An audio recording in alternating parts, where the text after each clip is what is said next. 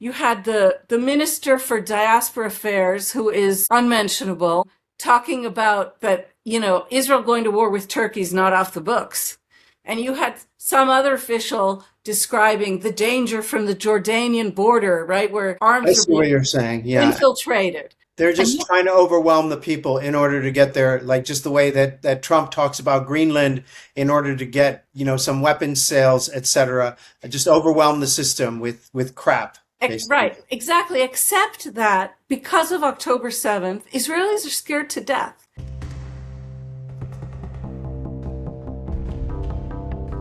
So a day after saying that the United States was going to charge a toll on passage through the Strait of Hormuz, which will be under the Americans' control, Donald Trump said no, he's not going to charge a toll, that no one should charge a toll, and that the Gulf states instead will pay a fee, pay investments to the United States in lieu of the security that it will provide for the Strait of Hormuz. This is as the United States is imposing a new blockade on the Persian Gulf, on the Iranian ships transiting to and from Iranian ports through the Strait of Hormuz. I'm Borzu Deragahi. This is my podcast. It's called Badlands, and you can subscribe at borzu.substack.com. I'm also on Spotify and Apple Podcasts and YouTube, where I'm starting to make some traction. Folks, if you guys want to watch on YouTube, or if you do watch on YouTube, if you could subscribe on YouTube, it won't cost you a thing. If you could leave a comment saying what you think of the podcast, any suggestions, that would be great too. So later on in the show today, I have the second part of my interview with Noga Toranpolsky. I hope I didn't butcher her name, and I hate that when people butcher my name. Actually, I don't mind that much when people butcher my name. It's a pretty hard name. So I think that that's going to be a really good interview. And in that interview, we're going to talk a little bit, we're going to get a little bit deep. We're going to talk about what is going on in Israel and Israeli society in this period of isolation, in this period of something like, it seems like despair among the Israelis in terms of their whole outlook on the world. They feel embattled. They feel that they're basically hated by much of the world, and how that is affecting them, and whether there is any hope for Israelis, I guess, waking up and realizing that they are part of the problem, and that their actions in Gaza, in the West Bank, in Lebanon, and in Syria are contributing to that problem. And speaking of Lebanon and Syria, there were some interesting developments. A report from Axios, you take it with a grain of salt, that President Donald Trump has been pressuring Israel's Benjamin Netanyahu to get out of Lebanon and Syria. That would be interesting. It wouldn't be the first time, but that would be an interesting moment at the same time that Donald Trump is increasing pressure on Iran to give up its control over the Strait of Hormuz. It would be an interesting strategy if he were also putting pressure on Israel to leave Lebanon and Syria, because those two countries are the ones that are causing a lot of problems for the Middle East and for the region. Also in today's broadcast, an appearance that I had just recently on the debate program on France 24, where we discussed Donald Trump's various flip-flops, as well as a few other issues, U.S. policy, Iran policy, and whether this war will become a forever war. Why don't you watch or listen in? Borzo Dargahi, it's difficult to keep up. One day it's black, the next it's white. It's been from the very beginning a war in search of a strategy and a rationale. And Donald Trump is not an ordinary person. He has clear, I don't know how else to put this, psychological issues. He needs praise.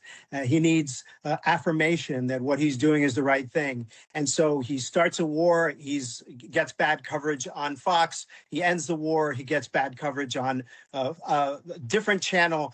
He starts it up again. He gets criticism here and there. This is not about strategy. It's about optics and the narcissism of one man. And that is something really hard for mediators to deal with. It's something hard for his own foreign policy staff to deal with. And it's something also rather difficult for the Iranians to deal with, despite their many complexities and many defects. When it comes to this kind of diplomatic negotiation, they're kind of experienced and they're kind of normal. They've dealt with this before. They did do a nuclear deal with the United States. And so everything about this process has been abnormal. Could end up taking years, Borzou Daragahi. Oh, absolutely. I mean, this could go on for years and years. I think it is the problem is that there is a constituency in Washington, very powerful constituency, that has always wanted this war. They have always lobbied for this conflict, and they have their tenterhooks in this administration, in part because the administration doesn't have any other alternative that it sees.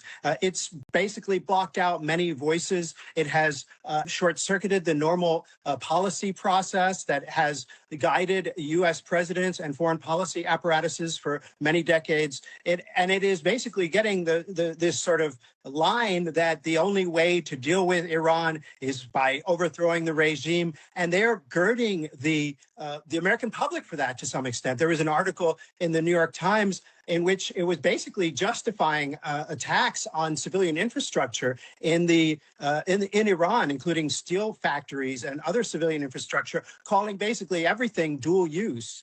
And the people who were quoted in that article were the same people who have been guiding the Trump administration on this rather unproductive and destructive path. Are there going to be more of these sort of big signing ceremonies to come? We had it with Gaza. We had it with Rwanda and DRC. We had it at the beginning of the year with that board of peace, each time the head of FIFA, by the way, showing up.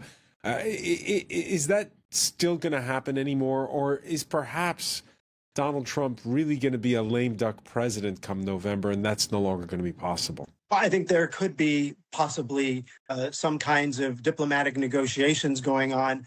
And I think that Donald Trump seems to like these sorts of ceremonies, and his aides and others around him, his sycophants, including some world leaders and even some heads of sports associations, seem to like orchestrating these kinds of little events that boost his ego and give him a little dopamine fix, make him feel like a big man and a peacemaker, as we all know his dream of getting a Nobel Peace Prize.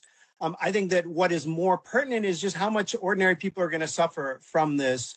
I mean, I'm by ordinary people, I'm speaking mostly at this point. The priority should be the countries of the Far East that are super dependent on oil and natural gas flows coming out of the Persian Gulf.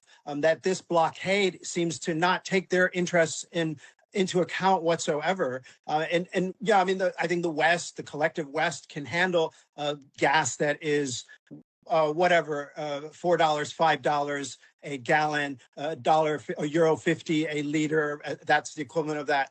And so I think that could be potentially something that those countries can handle and the United States can handle. But I think there's a lot of fragile economies and fragile households around the world that will be crushed by this conflict as it goes on, especially since the peace agreements and the peace accords that are signed often lead to naught. And so here is the second part of my interview with Noga, the Israeli journalist. Very good interview. I really recommend just listening to what Noga says. And I also recommend subscribing to her Substack, which you can find in the newsletter edition of this podcast and in the programming notes that I'll put up on YouTube. The Netanyahu power grab. There was a Supreme Court ruling. It had to do with control over media. It had to do with the commission that controls or oversees, monitors media outlets in Israel. The Supreme Court ruling was against Netanyahu's wishes, and Netanyahu just bluntly declared that they would ignore it, that the government would ignore it. The context for this, a deadline for a major general elections to take place by October, before or during October in Israel, and the Netanyahu government's attempt to further tighten its grasp on the media space and the messaging going out to the media ahead of those elections. Noga, what can you tell us about the Netanyahu power grab? Well, I can tell you much more than you want to hear about this, Borzou. I can assure you. Well, let's put it this way. What people would be interested in knowing about it? I think that this is a scenario, unfortunately, familiar to Americans right now and familiar to Brits the equivalent of the regulatory or oversight agency we're talking about in the United States is the FEC, and in the UK is Ofcom. Federal FCC in the US. FCC. Yes. Okay. Communications. Forgive me. Ofcom. Yeah. No, it's cool. Office of Communications in not the Elections Commission of Communications. So the Israeli government, basically by decree, and not just by decree, by the way, using flat out hooligan tactics, which are now being investigated by law enforcement, basically got rid of this agency. So what they did is an outright thug who is, or was until days ago, the top aide to the Minister of Communications, who is himself fairly thuggish, threatened the 4 members of this commission just flat out, like... Threaten them with what? Threaten them with repercussions if they didn't quit. Okay. And the reason for this is that there's an Israeli bylaw that has it that if there are less than X members of this commission, the commission can't operate. So what they did, having failed through legal means to get rid of this commission, is they just went and threatened these guys and said, we're firing you, or you're going to have to quit. You're going to have to fire yourself. What's the problem with the commission? Why does Netanyahu hate it? Well, Netanyahu wants to take control of the media. Full stop. Netanyahu, as you know, is on trial for alleged crimes committed a decade ago, and 2 out of 3 of the crimes he's accused of way back then involve his efforts to take over the media, to impact the media, to control the media. The testimony about the brutality of, and just the kind of low-life tactics of Netanyahu's effort to take over the media are really, I mean, wow. And you hear them if you've heard testimony at his trial. So this is what he's doing now is worse and in a more power abusive way than what he did then. But it's part of a panorama that we've seen for a very long time in Israel, in which Netanyahu feels genuinely, I believe, aggrieved by what we would consider standard media coverage. Certainly, he feels offended at the very notion of oversight or any kind of scrutiny over what he does. He has made no secret of the fact he calls Israeli journalists, these same journalists who I'm describing to as basically having done his dirty work during the war, he describes them as enemies of the state.